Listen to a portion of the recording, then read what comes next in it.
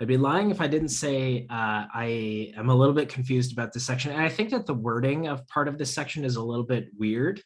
If you ever go on and you do more algebra, you'll see that there's really two different and distinct things that are being discussed here.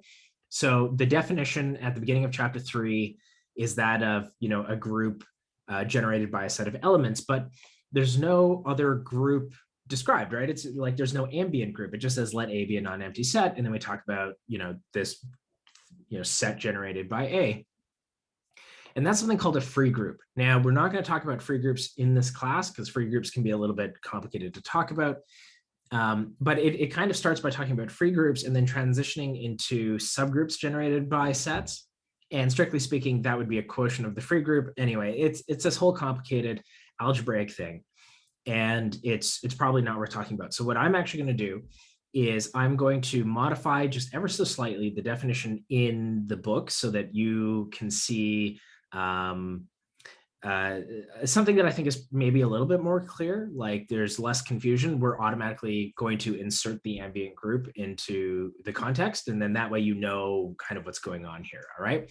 So in here, written in red, what you should be able to see on your screen is the definition of a group that I'm going to use, or sorry, the definition of a set of things generated by the set A. So we're going to start by saying if G is a group and A is some non-empty subset, so not a subgroup, just some collection of elements from that group, then we're going to find these angle bracket thingies.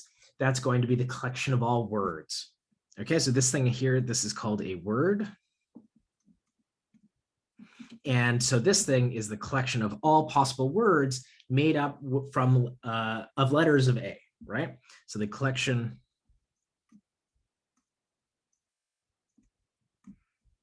of all words made from letters of A.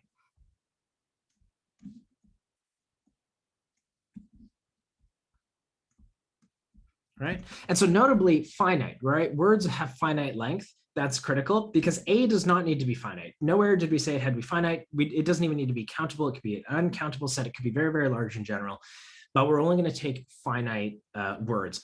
Very similar to like when we're in linear algebra, right? Even if we have an infinite basis, we're only allowed to take finite linear combinations. It's the same sort of thing here, right? We're only allowed to create finite lengths of words of finite length, even if our alphabet is somehow infinitely big, okay? Now, for the most part in this course, of the things that we do, this set A here is not going to be infinite, but that's okay. And so again, the thing to like point out of the difference between this definition and the one in the book is the one in the book doesn't say this. Okay, so it doesn't tell you that there's this ambient group in the background.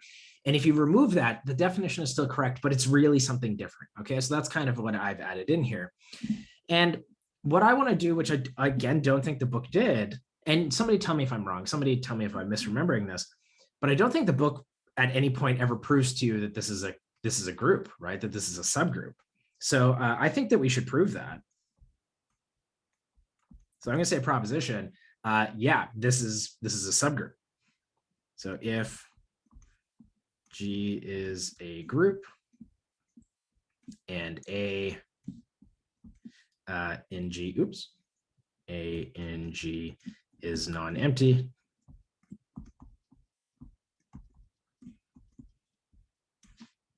then this is a subgroup of G. Okay. And is that obvious? Like, I'm going to prove it, but I want to know if this is an obvious fact for anyone. Are you just like, oh yeah, this is stupid. Why are you telling me this? Because maybe it's obvious, maybe it's not. Okay. Okay, yeah, if it's not obvious, then it's a proof worth doing. So basically, what we're doing here when we say that this is a word, we're saying implicitly we're using the group operation here, right? In order to define this word, this is the group operation from G.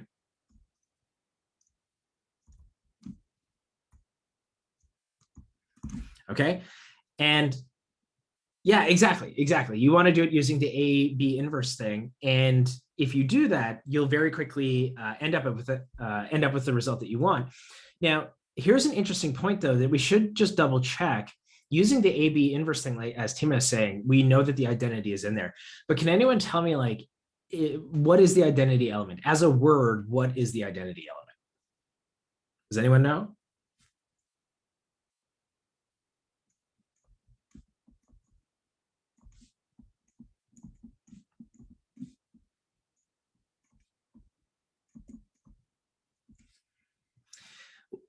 Yeah, effectively, but in that case, to me, you kind of have to pick an element A. And we don't usually talk about to the 0th power, but yeah, it kind of is in there. Yeah, it's basically where it's actually where m is equal to 0, right? So n sub I, there's this thing where you guys, I think you all have more or less the right idea, where you want to exponentiate these powers to 0. But there's actually an easier thing, which is the empty product, right? So basically you say if m is equal to 0, and in this case, I am assuming that m is a natural number. If m is equal to 0, then the empty product is by definition the identity, right? But you're all right as well. I think, like, if you're willing to take zeros to be your exponents, you know that those things are the identity by definition. So that's okay. You can take that as well, right? So note that A is not empty, since A is certainly in A, right? And we said that A was not empty, so this tells us that this is not empty. And so as Timo was saying, what we're going to do here is we're going to use the AB inverse condition. So let's say, maybe I'll use X and Y here. So let's say fix X and Y in A. Now this part notationally is going to look a little bit ugly. Isn't it better to start with the generator with A naught?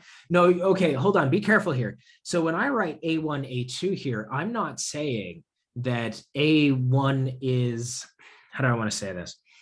Again, because A doesn't need to be countable, when I write this down, I'm not saying that A naught is a fixed element to the group, that there's something in the group called A naught, that there's something in the group called A1.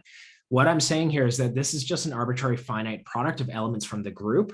The fact that I've labeled them A1 and A2 is unique to this representation of this word, right? There isn't an A naught in the group, right? So usually we just want to be like, again, you're all right, but you know, there's a very real sense in which you've said, oh, all of these things are the identity, but that kind of depends on which A1s and A2s and that you choose. And obviously they all collapse to the identity. But I think it's a little bit nicer to say, oh, look, there's a canonical identity, something that doesn't require us to make any choices, just by taking an empty product, by saying, I'm not going to multiply anything. And by definition, I'm going to say that that's the identity, right? So that's kind of the idea there, but it doesn't make it, it's not a big deal. It doesn't make that big of a difference. So if you all want to start with something and raise them to the 0th powers, that's totally fine as well, right? Okay, so notationally, this part's going to get a little bit messy. So we're going to say fix, 2 points in A and write these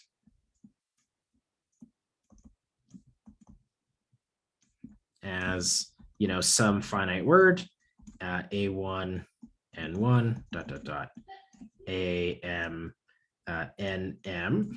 Okay, and I'm going to write Y using B's. Now, these are still elements of, bracket A, even though I've written them as B's, so don't, freak out by that. I should use a different exponent as well.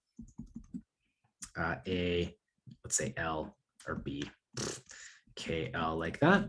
Okay, and now we're going to do AB inverse. And if we can show that AB inverse is in angle bracket A, then we're good, right? So XY inverse A1, N1, ... AM, NM, B1, K1, ... BL, KL. Now here's the problem. Morally speaking, what I should do here is actually change the letter. And I am going to do that. And you might say like, oh, well, no, you know what? Let me put it in here anyway. Let me just write these A1, N1, ... AM, NM, BL to the negative KL, right? ...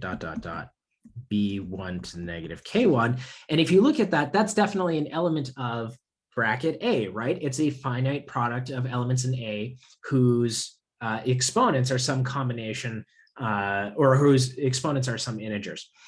Now it's true, we might get some cancellation here, right? These things could cancel out, but the subgroup criteria test does not actually care about simplifying terms that touch each other, right? We don't care. This is an element of bracket A, and so we're happy, right? Because that's all we needed to do. So this is a subgroup. Does that make sense? Everyone's okay with that? Right? Because X, Y inverse definitely is just a finite product of the things in the group. As long as we remember that in the definition, the exponents were allowed to be negative as well, right? Because it just said that they had to be integers. And so even though we kind of always write them as n1, n2, whatever, those can be negative numbers. So that's okay. The last line is a to the, oh yeah, you're right. There should be, and I missed a little thing there. Thank you. All right, so it's definitely a subgroup. And it, you know, the way it's written is very kind of nebulous. So maybe let's do an example. And this example is fairly similar to one of the ones that was in the book, though we can elaborate on it. So it's something like, let's take a look at, you know, so let's examine this set. Let's say, what did I do? I wrote, yeah, 6, 8. Okay, so the subgroup generated by 6 and 8. All right, so first of all, what we have to do is we have to convince ourselves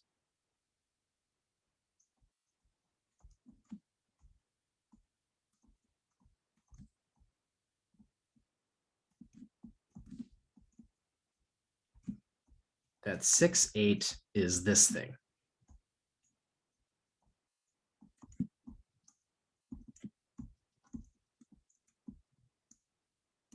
Okay, because that's not immediate. That's not by, if you look at the definition of what this thing should be, it's not immediately obvious that it's 6m plus 8n. But let's think about this, okay? From the pure definition of what 6, 8 should be, it's going to be some finite combination of 6s and 8s, right? Where I'm going to add a bunch of 6s together and add a bunch of 8s. So it's going to be some collection of, like this is actually going to get really messy to write down. So I'm just going to write it in words. It's some collection of 6s plus some collection of 8s plus some collection of 6s plus some collection of 8s, and potentially they're invert like negative 6s and negative 8s, right? So they're arbitrary finite sums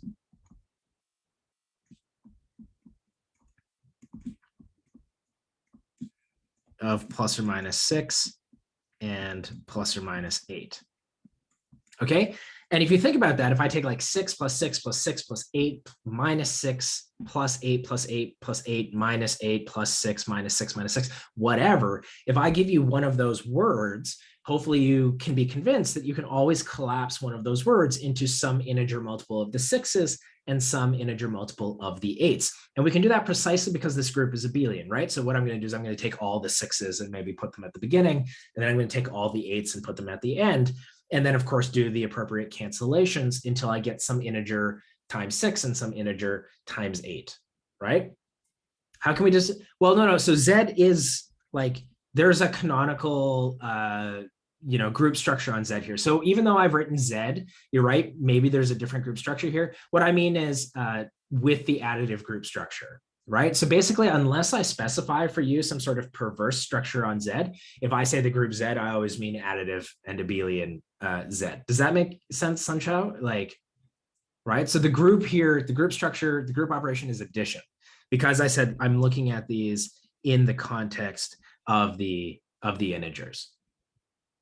Okay, so is everyone okay why that ends up being true, that like you can collapse this to just, you know, effectively a linear combination of 6s and 8s, right? Because I mean, that's the sort of thing like you don't want to formally prove it, right? You just want to be like, yeah, I wave my hands and say that this is obviously true. If you want to go through a formal proof of that, I encourage you to try and see like how horrific it is, and then you never want to do it. And then what I want to basically do at this point is say, let's start guessing what this thing might look at. So let me, let's see if we can pick out a couple of elements. So first of all, are there any odd things? Are there any odd integers in 6, 8?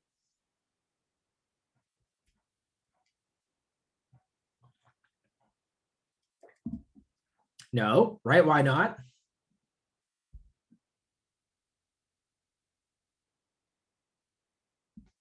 Why do we know that there's no odd integers?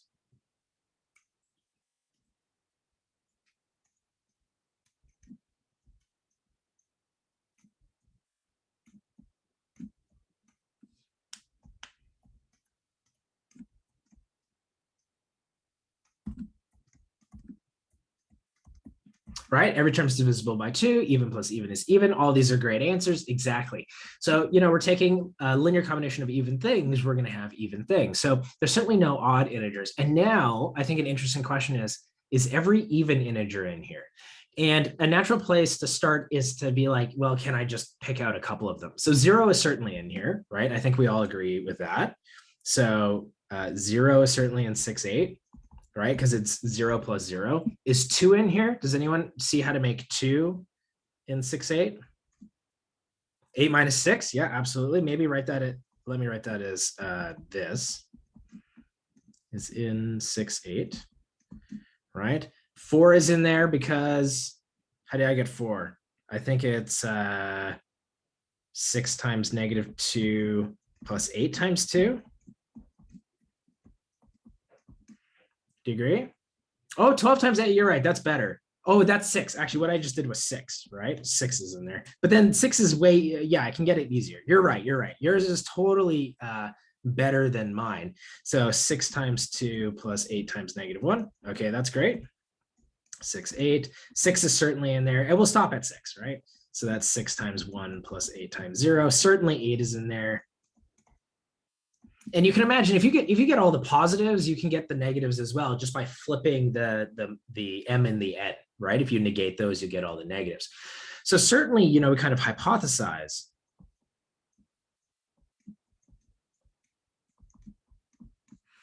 that 6-8 is actually the same thing as 2, right? Because that's what 2 is. If 2 is just some arbitrary combination of 2s in pluses and minuses, the subgroup generated by 2 is just going to be all the multiples of 2, right? So we hypothesize that this is true. I'm going to leave the proof to you. The proof is fairly straightforward.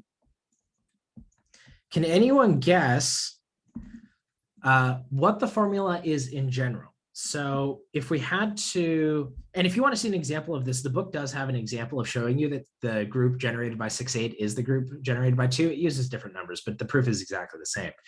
So let's say, what do we want to call this? Conjecture. Let's call this a conjecture.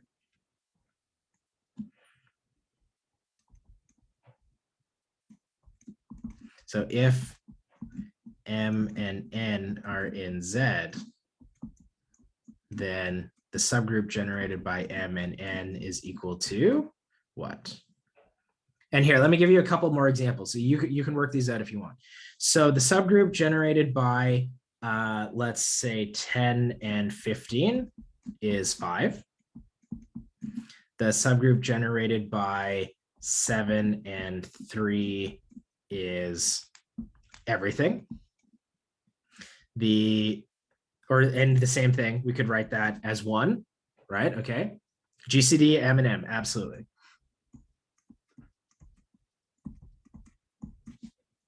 Okay, this is a fairly easy exercise. It's fairly easy. Why? Can anyone guess what the critical lemma that you're going to need in order to prove this fact is? Like think about what it is that you're trying to do. If MN is the combination, M and N was maybe a bad choice. Whatever. I should have used A and B. But yeah, what is the critical lemma relating these two things? Can anyone think about it?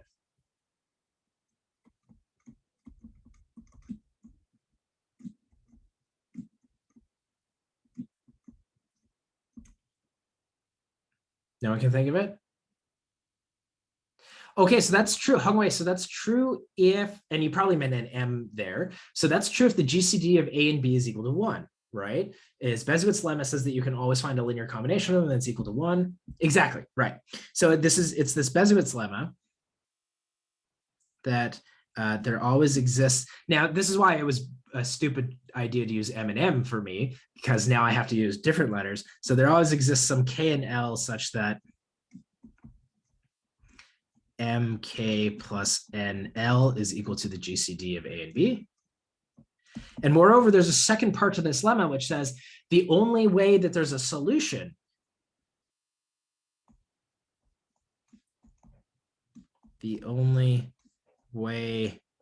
MK plus NL equals D has a solution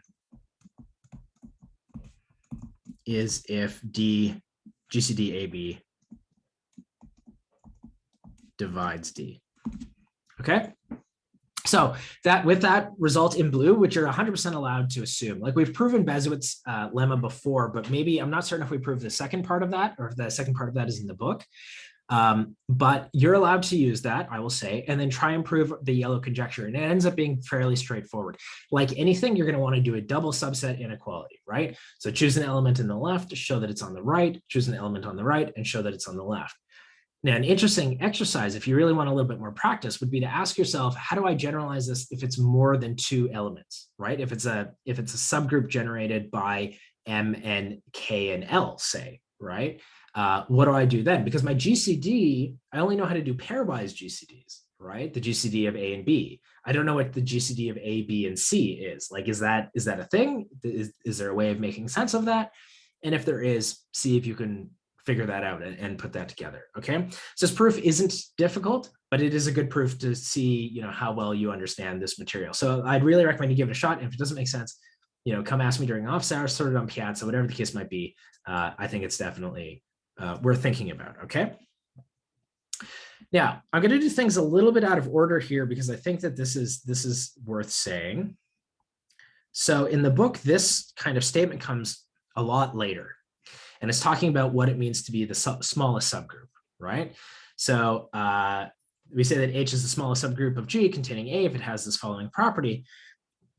And somehow, it seems to me like this was defined and then was kind of like never used, or maybe I just missed how it was used. So I'm going to bring it in a little bit earlier. I think now is a good time to talk about it. But I think there's two things that we should talk about first. The first is trying to parse what the heck this statement is saying, right? What does this say?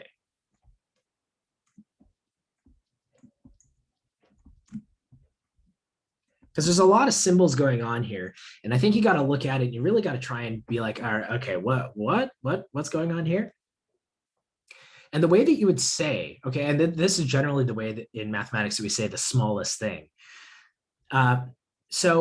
What did we use here? K, H. So H is the smallest subgroup containing or doing something. To hell with it. In this case, containing A. But if I want to say that H is the smallest subgroup which does something, then the way I'm going to say that is if K is any other subgroup which also does that thing, then H should be contained in K, right? So H is the smallest subgroup which does something if any other subgroup which also does that thing contains K or contains H, right? What is POW? Oh, that's just this definition, right? In this case, we're trying to say this is the smallest subgroup which contains a set A. We're saying that if any other subgroup also contains A, then my smallest subgroup is a subset of that one, right?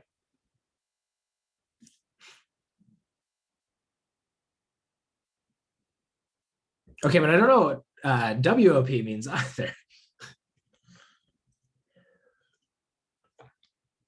Yeah, what do you mean? What's that three-letter acronym mean? I don't actually know. Well, ordering principle. Kind of. It's true. Usually you talk about well orders, I think, on totally ordered things. And remember, subset inclusion is not totally ordered. It's a partial order, right? Because not every two sets can be compared. So the way that this one is written, is to say, oh, look, if there's a smaller subset which also does what I want, it has to be equal to. But equivalently, what we could have said is that H is the smallest if whenever K is another subgroup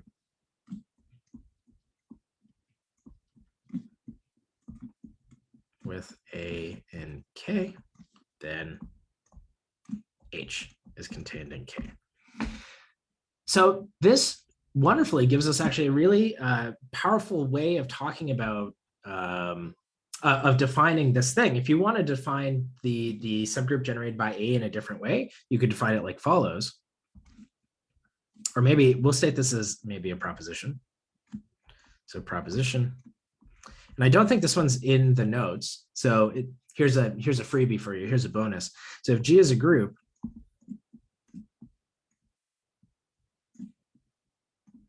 and A in G is a non-empty subset,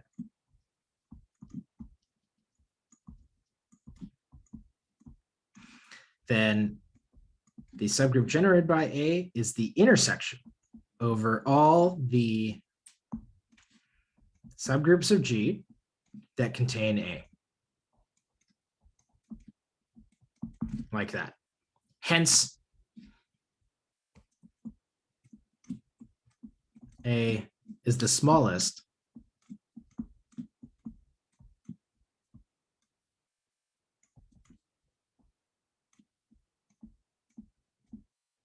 subgroup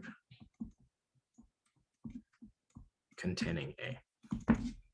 Okay, and this is what I mean by this fact that I feel like this definition was given in the book, but then wasn't used, because obviously the thing that you then want to say is that the subgroup generated by the set A is the smallest group containing it, right?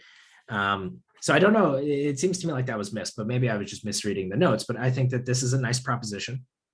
This proposition is so easy to prove, okay? It's incredibly easy to prove.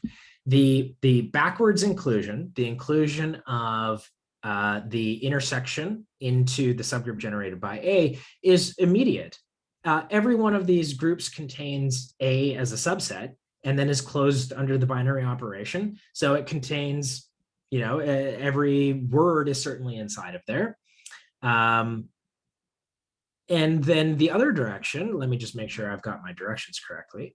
Yeah, to show the other direction, all you need to do is show that the subset like the subgroup generated by A is one of the H's in the intersection on the right. So all you need to do is show that A is a subset of the subgroup generated by A, and it trivially is, right? That's obviously true. So this is actually really, really easy to prove. This is each direction of the inclusion is 1 or 2 lines.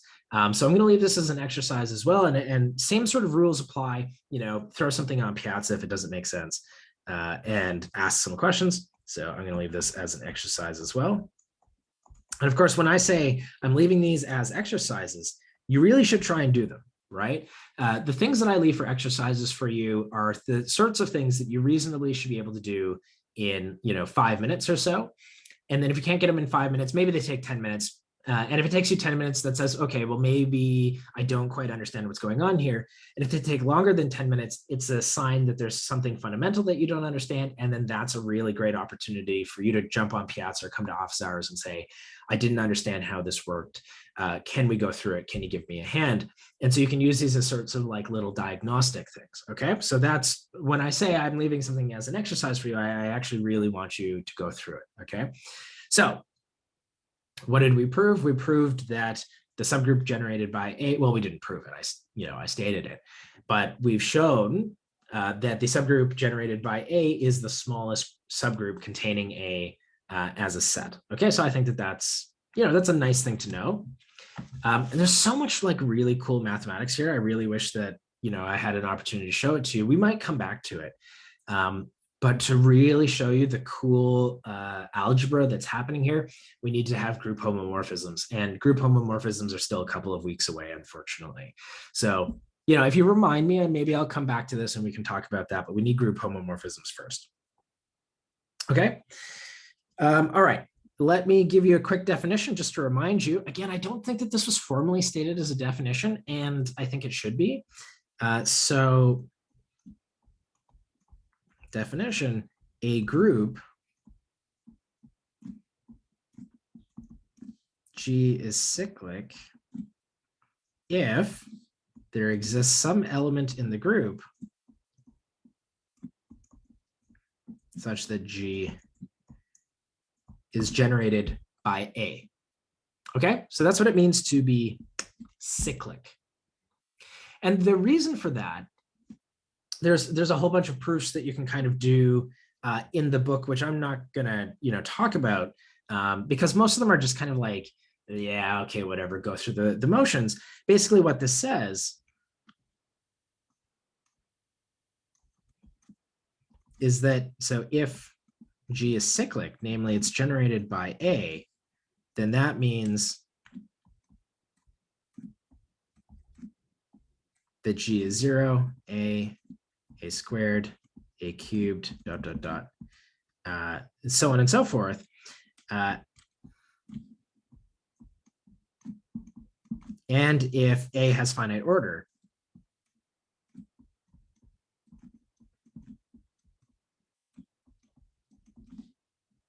then G actually eventually stops, right? A to the order of A minus 1, like so. Okay, and the reason that we say this is cyclic is you kind of, a common way of thinking about this is like a clock, right? So you kind of have, A to the 1, A to the 2, A to the 3, A to the 4, A to the 5, A to the 6, maybe A to the 7, and then you're back at the identity, right? And so the idea here is that this generates a cycle. Or I should actually put the identity in here. Let's say this is the identity. So you have the identity, you multiply by A, and you keep multiplying by A. And if you have finite order, boop, eventually you get back to the identity, right? And you've got this cycle. And so you can think about it. We've seen this before. It's this sort of thing like modular arithmetic. And if you know any graph theory, this is literally a cycle on that graph. So that's why we call it a cyclic group. Now, can anyone give me examples of cyclic groups? Like, we've seen a bunch of them. What is an example of a cyclic group? Or can you give me an entire family of cyclic groups?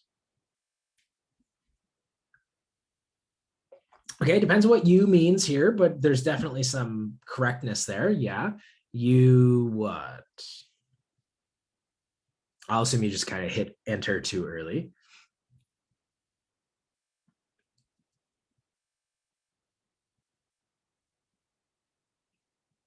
So, I mean, it depends on what cyclic subspaces mean. I mean, certainly that's true, right? Like, basically, if I choose any element, so maybe this is a cheating definition, Paula.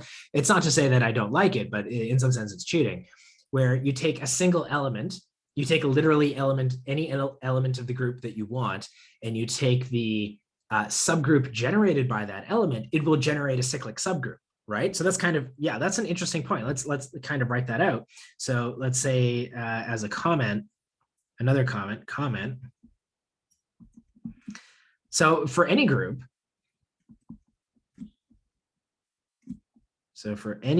G, picking an element in G,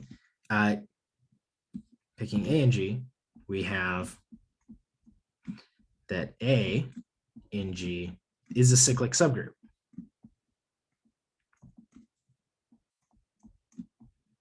Right? So absolutely, that is a great example that we can use. We know that we can just take the subgroup generated by A. That thing's cyclic by definition, right? By definition, it looks like a subgroup generated by one element. So absolutely, we can take that. So that is a whole class of things. Absolutely. Can anyone think of anything else, like another example of a cyclic subgroup? Integers mod n, absolutely, every single one. So as other examples, and in fact, we'll see later that there's the real sense in which these are the only ones. So another example.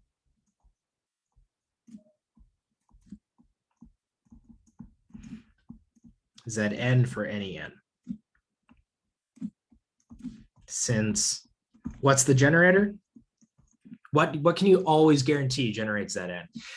There could be multiple generators, but there's one number that you always know generates every single Zn. Exactly. Right? One always generates Zn.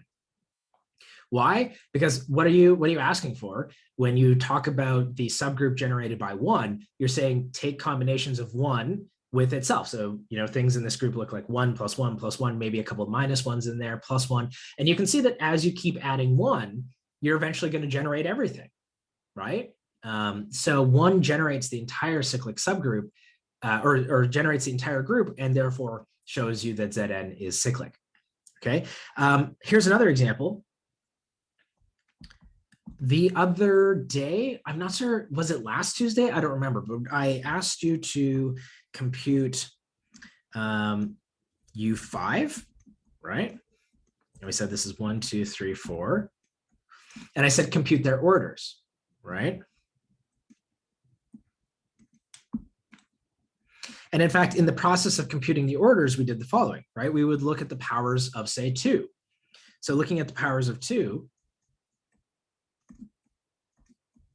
so we would get 2 to the 0 is equal to 1, right? 2 squared is equal to 4. 2 cubed is equal to 3. And then, am I missing? Oh, and 2. Oh, obviously 2 to the 1. Why would I just skip 2 to the 1? I can't tell you why I went straight from 0. Because I was like, oh, 2 to the 1 is so boring. 2 to the 1 is obviously equal to 2. 2 to the 4 is, right? 2 squared is equal to 4. 2 cubed is equal to 3. Yeah, I've generated every element of the group from the number 2, right? 1, 2, 3, 4. So U5 is cyclic and is in fact generated by the number 2.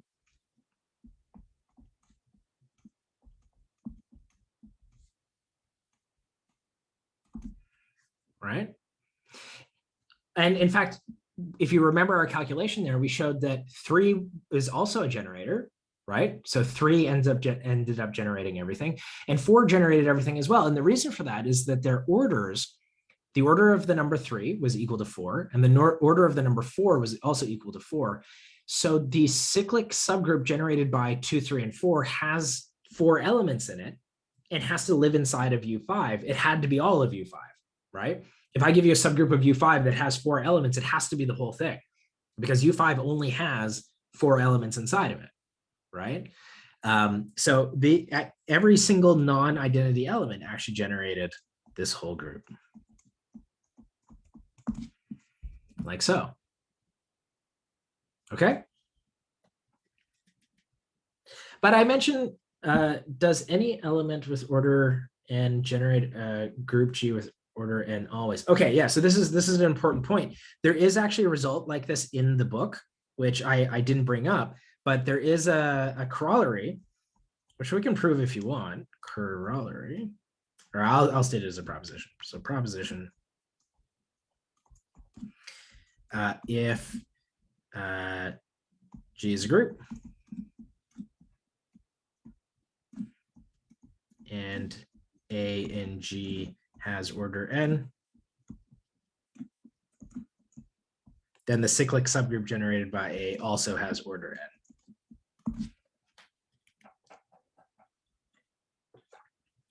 This is the corollary. There's a result in the book that says basically like the only way that AI is equal to AJ is if like I minus J divides, or N divides I minus J, right? That I and J are both some multiples. Yeah. So it's this sort of thing, which is to say that, or effectively, but no, this is a great question, or effectively that these things are all distinct.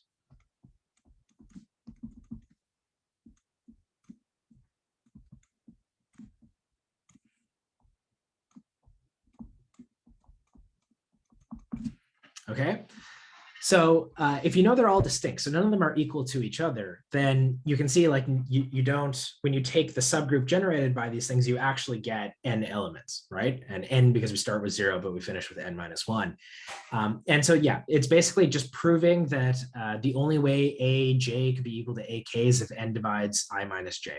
And that proof's not terrible, right? That proof ends up being pretty straightforward. So that's the result that gives it to you.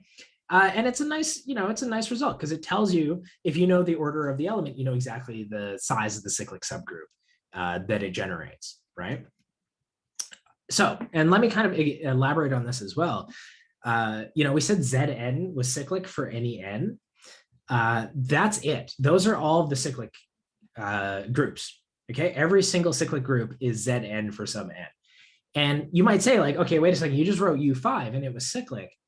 And it doesn't look like Zn. In fact, it is Z4, right? It is a cyclic group of order 4, so there's a sense in which it is Z4.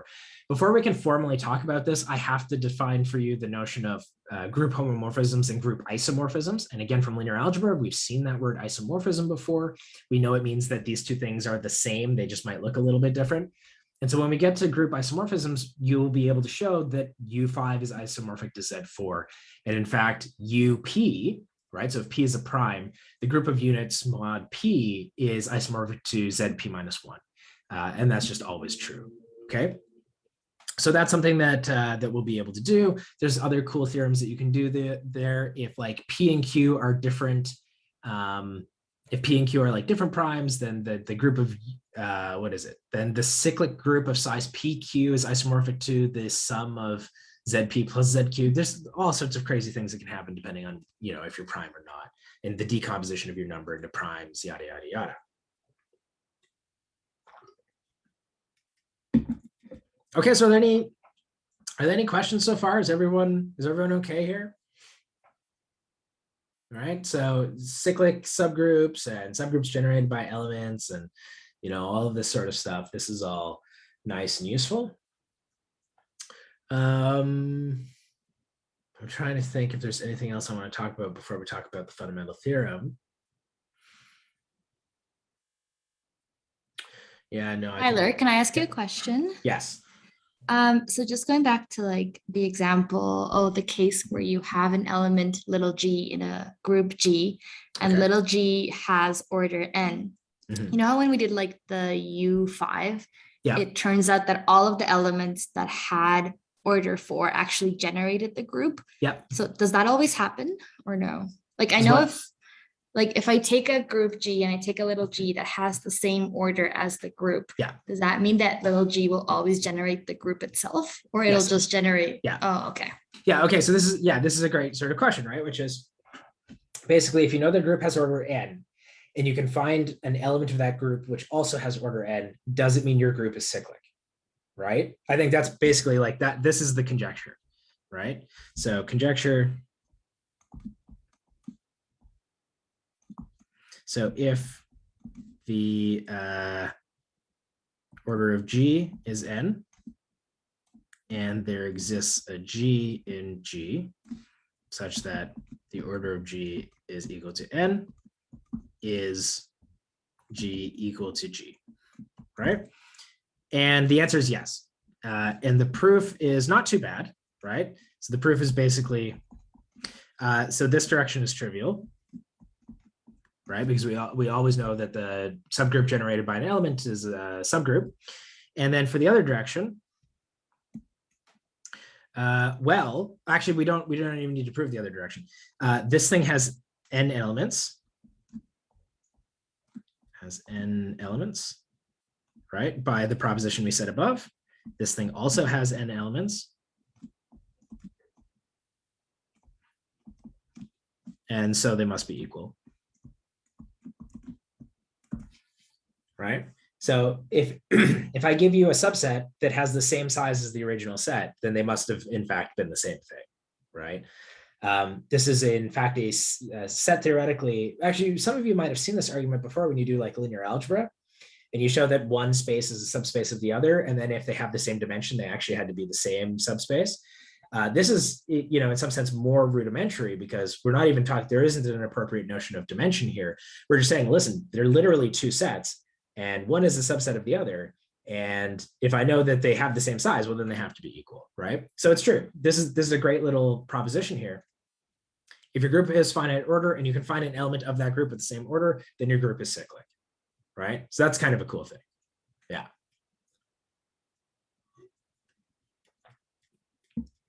Okay. Yeah, are there any other questions here? Is everyone okay? Is this, hopefully there's nothing here which is too crazy.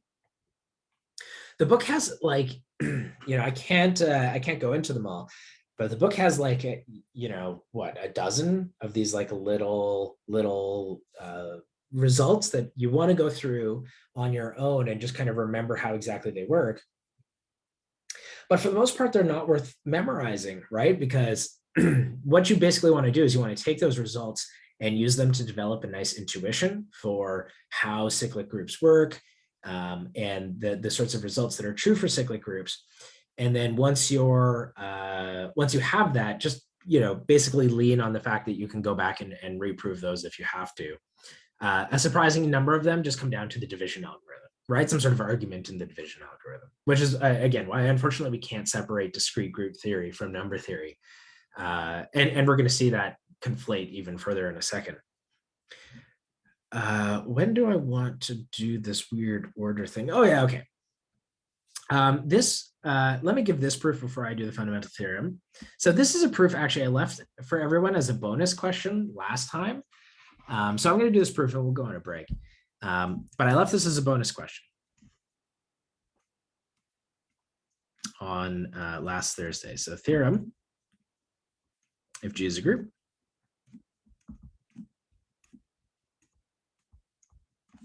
and let's say G in G has order, what do I want? Let's say M. Do I want order M? Let me just look at how I wanted to state it. I'm sorry, that's probably a little bit loud. Because I'm going to use my proof. I'm not certain I actually like the book's proof of this. I kind of like my proof more. And I'll show you my proof and then you can tell me which one you like more. And G has finite order. Oh, I just left it as the order of G.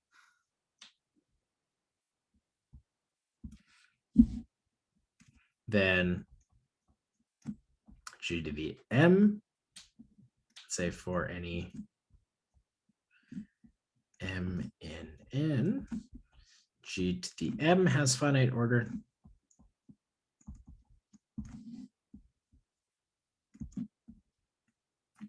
And the order of G to the M is equal to the order of G divided by the GCD of the order of G and M. Okay. And again, there's a sense in which this is not a crazy result. There's very much a sense in which, again, this makes perfect sense, but you kind of have to think about it, right? Because this GCD, I think, gets in the way and really kind of hides what's actually happening. So to see this, let's think about it. Let's think about what I'm asking here. So just kind of as an example before we actually do the proof. Right, so let's say we're working in Z12. So consider Z12. Right, and let's look at the number 1. So let G equal 1 so that the order of G is equal to 12, right? I think this is just the nice element because we can think about basically what sort of things happen. So, okay, the orders of numbers which divide 12 are going to obviously be just whatever you need to bring that up to 12, right? So, G squared is equal to 2 has order 6. Right? Because 6 is the number that I need to multiply into 2 to make that number equal to 12, right? Same thing, G to the 4 equals 4 has order 3. Or maybe, why did I skip 3? Let's say 3. Has order 4, right? G to the 4, which is 4, has order 3. G to the 6 equals 6, has order 2.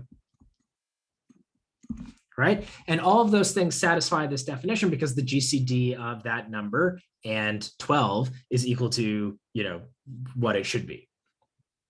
Right? All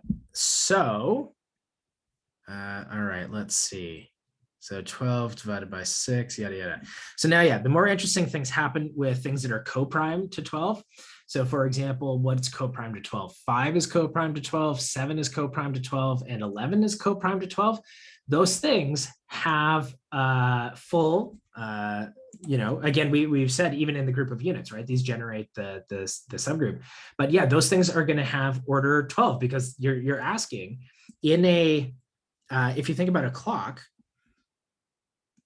right? 1, 2, 3, 4, 5, 6, 7, 8, 9, 10, 11, and 12. 12 here being the identity. Maybe let me write that as 0. What you're saying is if I can only move, if I start at 0, go to 5 o'clock, go to 10 o'clock, go to 3 o'clock, go to 8 o'clock, right? And then 13 and so on. If the number of steps that I move is, what I'm trying to do is figure out how many times, if I jump by 5 every time, how many times do I have to jump around the clock before I end up back at 0, right?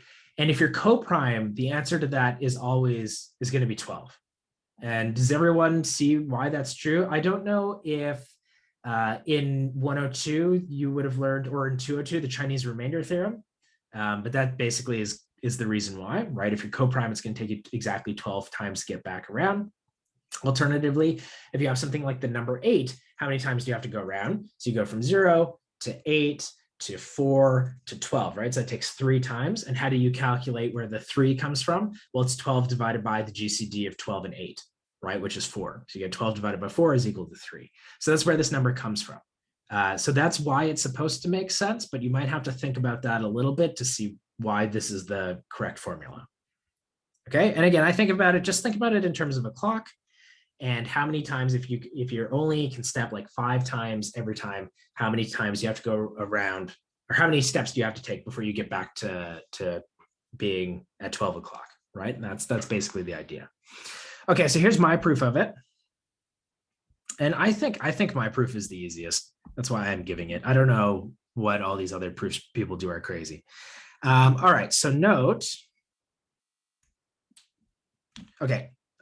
So let's just look at it again because I kind of went off on a tangent. What am I trying to prove? So I've given a group element of finite order, and I want to show that if I take the mth power of that, then the order of that thing is the absolute value of G divided by the GCD of G and M, right? Okay, so note that if I take G to the M, and then raise it to the power of G of the order of G divided by the GCD of the order of G and M. Well, I can do my little trick where I kind of just rearrange the things in the exponent.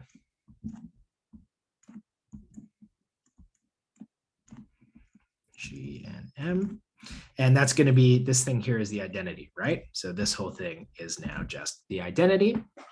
So certainly, if I raise G to the M to this power, I get the identity. Now, that doesn't tell me that this is the order of G to the M, but what it does tell me is that the order of G to the M must divide this.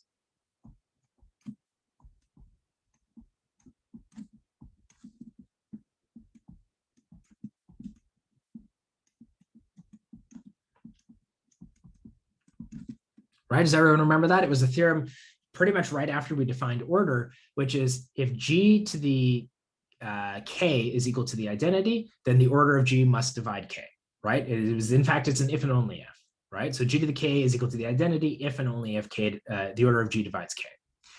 Okay, so I've got that the order of G to the M divides this thing on the right that I want to show is its order. So let's show that they're equal.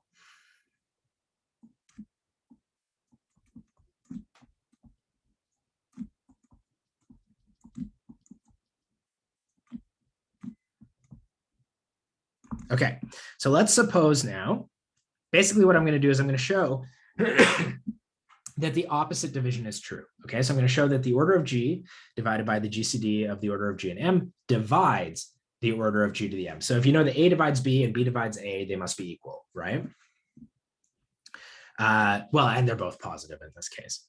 Okay, so suppose K is some number such that G to the M to the power of K is equal to the identity, right? Well, then in particular, M times K, the order of G must divide M times K, right? again, we're using that theorem. If some power of G is equal to the identity, then the order of G must divide that number. So, so then the order of G divides MK. Let's say there exists L in N such that the order of G times L is equal to M times K. And now here's the trick. If you think about this trick, this makes the proof easy. This is why this is the easiest proof, but you have to use this little trick. So now what I'm going to do is I'm going to divide both sides by the GCD of the order of G and M. Okay. Thus we get, and I'm going to write it very cleverly, GCD order of G and M times L is equal to M divided by the GCD of the order of G and M times K. All right. So let's look at this. Look at this equation. Or actually, you know what? Maybe let me say it like this. These two things, these are coprime.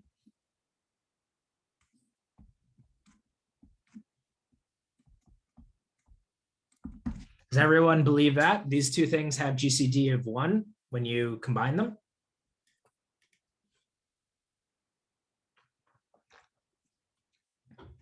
Does everyone believe that? Do you see why that's true?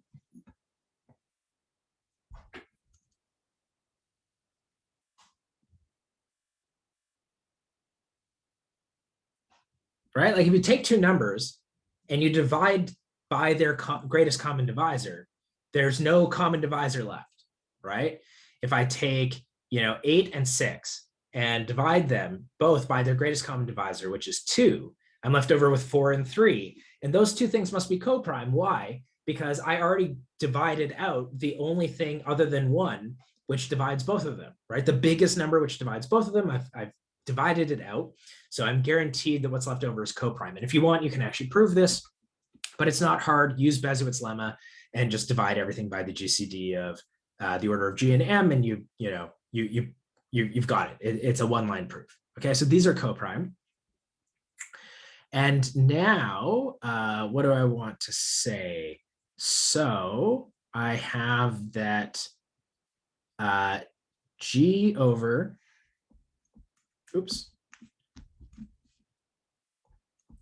So the order of G divided by the GCD of the order of G and M divides. So it divides the left-hand side. That means it certainly divides the right-hand side.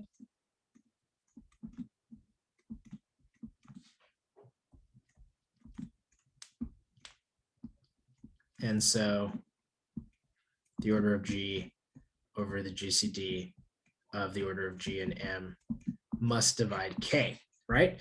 So do you all know this theorem? I'm pretty sure this is just a Math 102 theorem. If this divides this whole thing on the right, but these two terms are coprime, then that means that this divided this thing, right?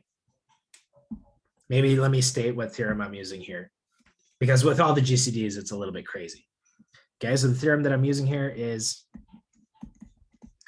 if the GCD of A and B is equal to 1 and A divides BC, then A divides C. Okay, that's a Math 102 theorem, I'm pretty sure. It is very easy to prove, right? So give it a shot if you haven't done that before, but that's the theorem that I'm using, and that's what I wanted to do, right? So I've shown now that G, the order of G divided by the GCD of the order of G and M divides any number that turns G to the M equal to the identity. So it is equal to the order of G to the M.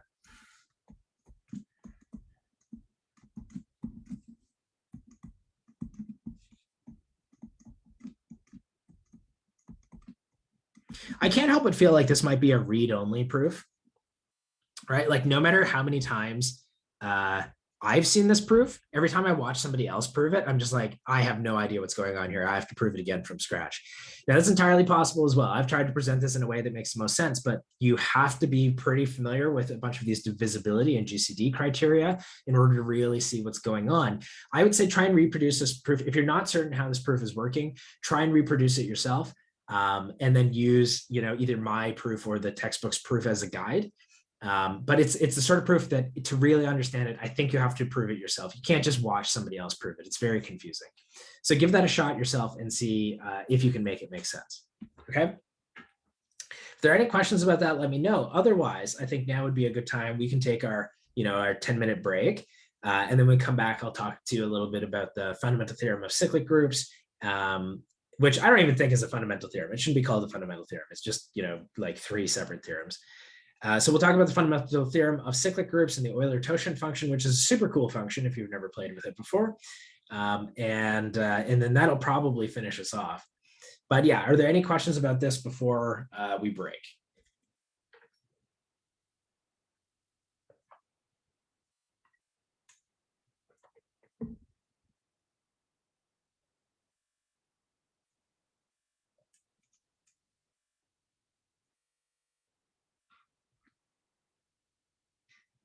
Okay, so I'm going to assume no. So let's take a 10-minute break then. By my watch, it's currently 2:12. So let's come back at 2:22, or you can just, if you're in a different time zone, 10 minutes from now. Okay, everyone? So I will see you in 10 minutes. See you in a bit. Okay. All right, everyone. So since I assumed that the chat didn't explode with a bunch of questions, I'll assume that that's relatively okay. And again, hopefully you followed that proof, which is why I tried to leave it up in case you wanted to take a look at it while, during the break or whatever the case might be. Where did I leave my pencil? Did I put it in my pocket? I did. Okay. All right. So the next thing we're going to talk about is this so-called fundamental theorem of cyclic groups. I, for one, think that the word fundamental theorem should be reserved for things that are very special, like calculus or arithmetic or Galois theory. But here we are. So if we take a second and we read it, what does it tell us? So every cyclic or every subgroup of a cyclic group is cyclic. I claim that that's simultaneously intuitive, but also non-intuitive, right? It seems quite reasonable that if you think about how the group structure goes and one thing being related to another, you're starting with a cyclic group, that if you take a subgroup of it, there's very much a real sense in which it should be cyclic. But on the other hand, it doesn't seem unreasonable that you could do things like pull out weird elements, right? So think of a cyclic group, right? Big cyclic group. And then you take out elements that don't necessarily, if you take a look at the clock, maybe I pick out 2 o'clock and 7 o'clock and 11 o'clock and the 0, and maybe that ends up being a subgroup somehow, but is not cyclic because I jumped when I went to 2 o'clock, I jumped by 2. When I went to 7 o'clock, I jumped by 5. When I went to 11 o'clock, I jumped by 4, and then back to the identity, which is 1. And really, if you're cyclic, right, those gaps kind of have to be the same. So it doesn't seem unreasonable that something like that could happen, but the proof of this ends up coming down to, again, the division algorithm, right? You're cyclic to begin with, so choose an element in your group, write it as a to the power of n, where a is your generator, write it as a to the n, and then choose the smallest element. That one is the well ordering principle. So between the well ordering principle and the division algorithm, you get it. And then all of these things, I don't know, they're not super important or well used. Number 2 here is kind of interesting. If you're a cyclic group with order n and H is a subgroup, then H must divide n. Let me make this comment. This is true in general. We're not yet at the you're not allowed to use that, but this is true in general for all groups. Okay, so number 2 here, that's true. So if I give you a subgroup of a finite group G, then the order of H, the subgroup, must divide the order of G. This is Lagrange's theorem. We have not learned that yet. We don't know the tools to do that, but we do and can prove it in this nice, case of a cyclic group. But like I said, this is kind of something to keep in mind here, that this is going to be true for all groups. Okay, the order of a subgroup must always divide the order of the bigger group, even when they're not abelian, they're not cyclic. None of that stuff has to be true, but you still have to have that the order of H divides the order of G. And from that, again, you can see a lot of number theoretic consequences are probably going to manifest if you have a statement in terms of divisibility, right? It ends up being very, very important. And then 3 is definitely something which isn't true, which says if you give me a cyclic group of order n, then for every divisor of n, there is a subgroup that has that order, right? That's what 3 is saying. So 3 here is saying for every divisor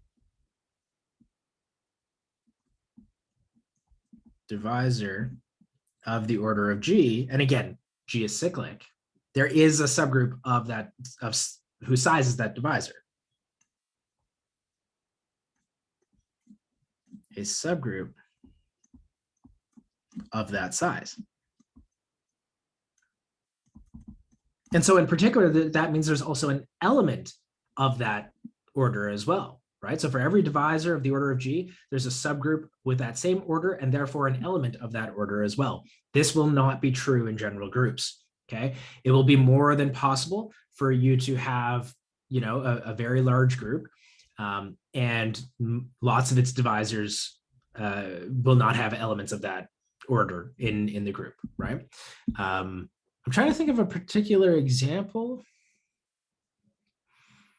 I can't quite come up with one off the top of my head. I know that I've constructed this example myself, but I'll have to think about it if anyone wants a particular example, okay? So that's what the fundamental theorem of cyclic groups is saying. It's not a terribly difficult proof to prove this, but it is in the notes. So unless somebody really objects to one of these theorems, I'm not going to do the proof. I don't think Ali is going to do the proof because, like I said, they're in the notes. But if somebody is really like upset, we can talk about it.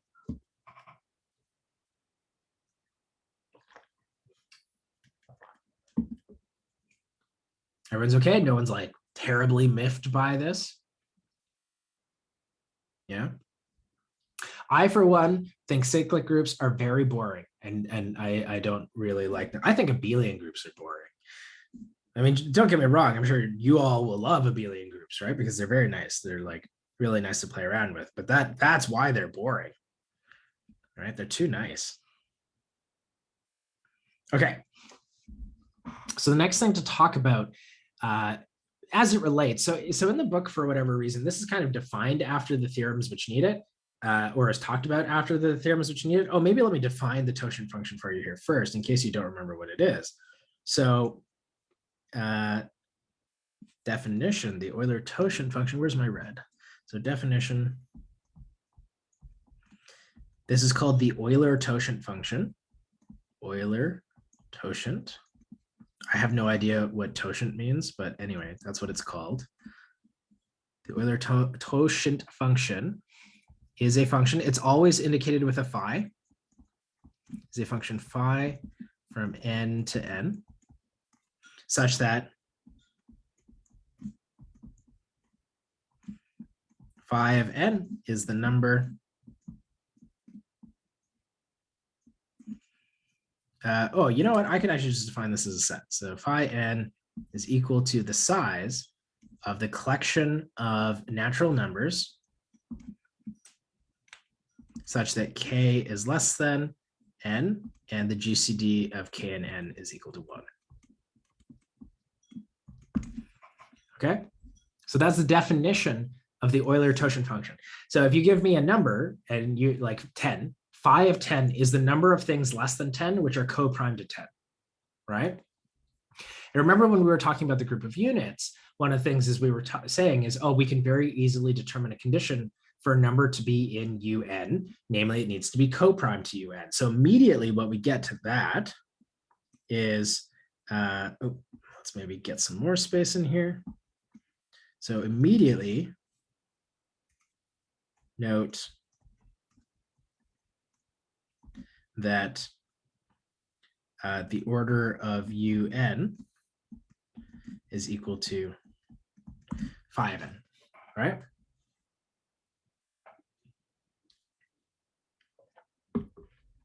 So the number of things which are co-prime to n are precisely the elements of the group of units of order n. And there are phi n of those things, right? By definition of what phi n is, right? It's the collection of all co-prime elements less than n. Now, there are a couple of nice theorems here, which are given without proof in the book. So you can just use these for free, okay? So if you know that if you have a positive prime and you're going to take some power of it, p to the n, then you can compute 5p to the n this way. And if you're given two co-prime elements, then phi is multiplicative across co-prime numbers. Now the book says, hey, listen, from these two facts, you can compute the value of the totient function for any positive natural number. And that's absolutely correct, you can. But there's a really nice formula here, actually. So instead of using these two properties, you can combine these two properties to create a new formula, which is my personal preference for how you do this. So I'm going to show you that one because this is how I actually compute the Euler totient function. It's one of my favorite results. So proposition. So if n is a natural number, then phi of n is this thing. And this is going to look freaky to begin with, but don't worry.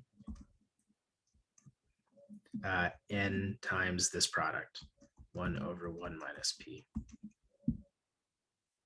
Okay, and you're like, no, this is not better, right? You see this thing and you're like, no, that's strictly worse. Well, there's a big pi in there, and I'm like taking a product over all p's which divide n, and p's are primes. But again, if you think about it and you stand back and you're like, okay, this is not too bad. It's saying phi of n is n, right? You know what n is, multiplied by, now take the product over all prime divisors, right? That's what this condition is. All the prime divisors of 1 minus 1 over p. And 1 over 1 minus p is very easy to compute. Alternatively, right? Like if you wanted to write that instead, you could write this as p minus 1 over p. And you're like, yeah, that didn't make it easier. It did. Let me show you. Okay, so first let me prove it, and then let me show you how to use this. So proof. So write n in its prime factorization.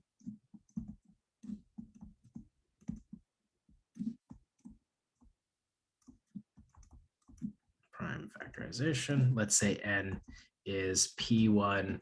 Let me just be consistent with the notation I chose. P1, k1, ... pm k to the m like this. Okay, so that's just the fundamental theorem of arithmetic. I can take any positive natural number and write it as a product of primes, right? Okay, so if I act phi on this, that's going to be phi of this product, p1, k1, pm, km. Now, the GCD of any two powers of the primes are going to be equal to 1, right? Because just they're primes, right? They have no, their GCD is certainly 1. Being co-prime is, primes being co-prime is not surprising or scary. So this is going to be phi of p1 to the k1, ... phi of pm to the km.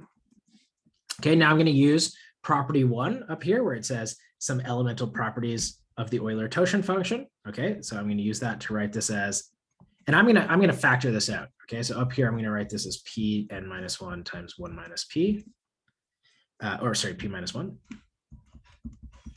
like so. Okay, so I'm going to write this as p1 to the k minus 1 of p1 minus 1 ...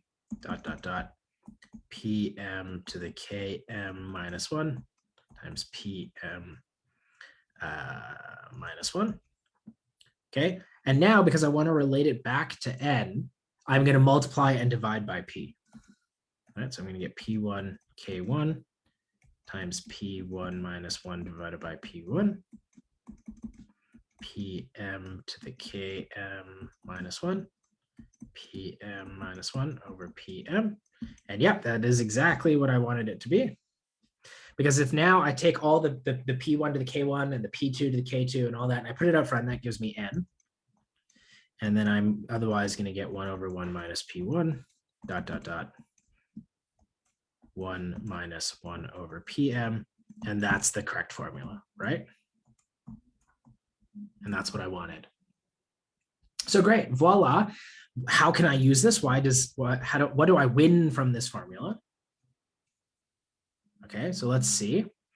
So again, I claim for me, this is much easier than doing it, no matter what, like whether you kind of use the way that Ali has in the book or you use my way, no matter what, you have to do the prime factorization, right? It's the first thing you've got to do no matter what you do. So you do the prime factorization, but at that point, I claim it's different. So for example,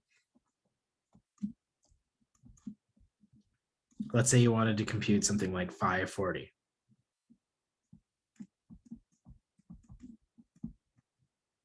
Why is my pen acting weird? So computing phi of 40, right? What we're going to do is we're going to write 40 in its prime factorization. So that's going to be 8 times 5, right? So 2 cubed times 5. Okay. And now that means, according to our formula, phi of 40 is going to be 40 times 1 minus 1/2 times 1 minus 1/5. And now here's where it actually isn't that bad, because 1 minus 1 over n is n minus 1 over n. And so without doing any kind of like complicated math, it's going to be 1/2 times 4/5.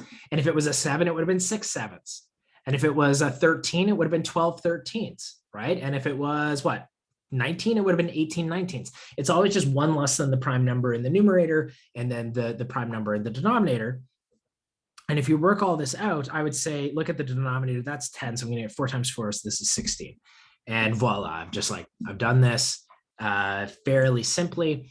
And I mean, again, you can use this using Ali's method, where you kind of use the prime factorization still and spread it out. To me, this is easier. You use whatever makes you happier, right? Practice it a couple of times, do it in a couple of different ways, and use whatever technique you want to. But this is what I've always used. To me, this is easy. Okay, so that's what phi of 40 is, right? It's the number of prime factors. And you could check this, right? You could go through. So 3 is coprime. What's the next one? 7 is coprime. Certainly the primes are coprime, right? Is 9 coprime? Yeah, 9's coprime, etc. Right? You can work it out and double check that there are in fact 16 of these numbers. Okay, any questions about that? Is that all right? All right, let me just kind of have the theorem statement in there so you can see it.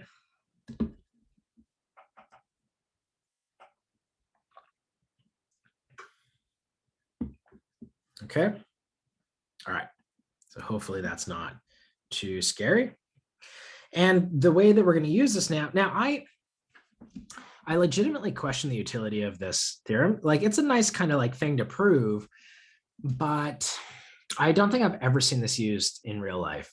And maybe that's just because I don't do enough discrete group theory, but I've never seen these used. But nonetheless, this is kind of a nice thing to remember, right? So the number of elements, so if you're, again, in a cyclic group, right? So the first thing, let's parse what this is saying.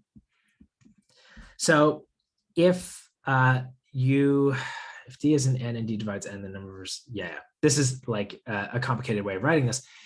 For every divisor of the order of the cyclic group, there are phi d elements with that order, right? So for every d such that d divides n, there are phi d elements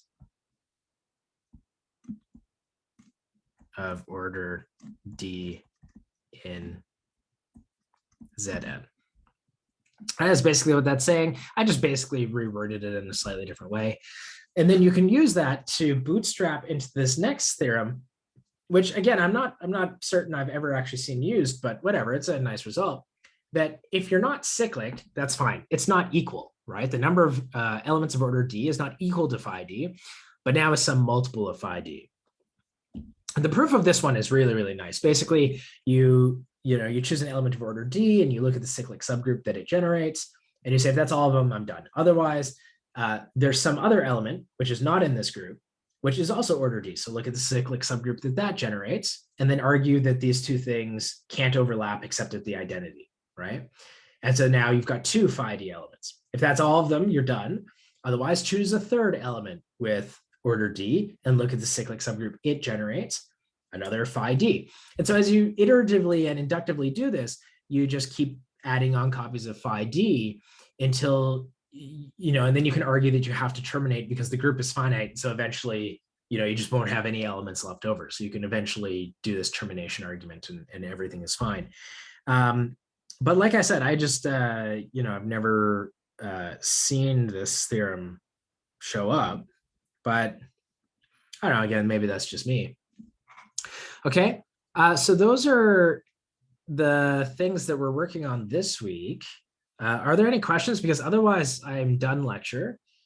So I don't think that we need to mosey around, but of course I'll hang around, and basically what I'll do is I'll terminate lecture here, and then we can just use the next 15, 20 minutes as office hours before transitioning into my actual office hours, which start at 3 o'clock anyway. Okay, so are there any questions about anything whatsoever that we've done so far? Is there any confusion?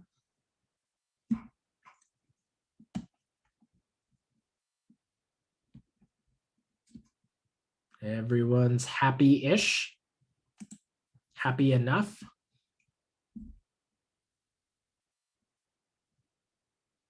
Okay, well, if you're happy, then I'm happy. So what I'm going to do is I'm going to say that that ends